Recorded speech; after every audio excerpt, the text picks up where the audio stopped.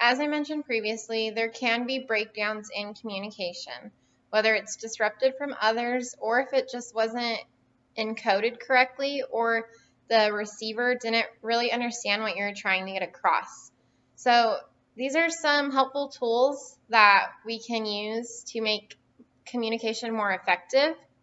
So you need to make sure that what you're sending is clear. Is the person going to understand it? Is it in, higher level thinking? Is it at their level of thinking or understanding? And you need to make sure what you're saying is precise and accurate to what you want them to receive. So, for example, if you're telling someone, look up, they're going to look up.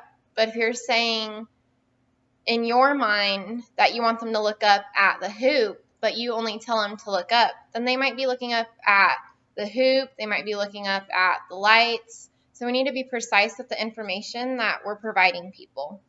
Secondly, it needs to be in a timely manner. If you're trying to get a point across, it shouldn't take a long time to say it. It needs to be said within a certain amount of time so that the person doesn't get bored or lose interest in what you're saying. Another tool that you can use is conflict resolution. So maybe what you said wasn't really understood by the receiver, and maybe it's creating conflict now.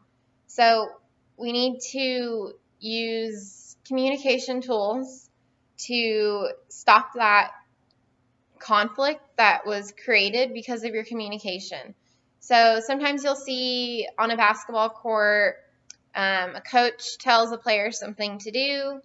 Player kind of took it like as a bash towards themselves, and now there's a little bit of conflict. And you're a teammate that witnessed this. Well, you could step in and say to your teammate, hey, he didn't mean it like that. It's just caught up in the moment. It's a close game. This game means a lot. So we need to resolve conflicts as they occur instead of letting them continue and just get worse and worse over time. And don't forget, we have to listen when people are communicating.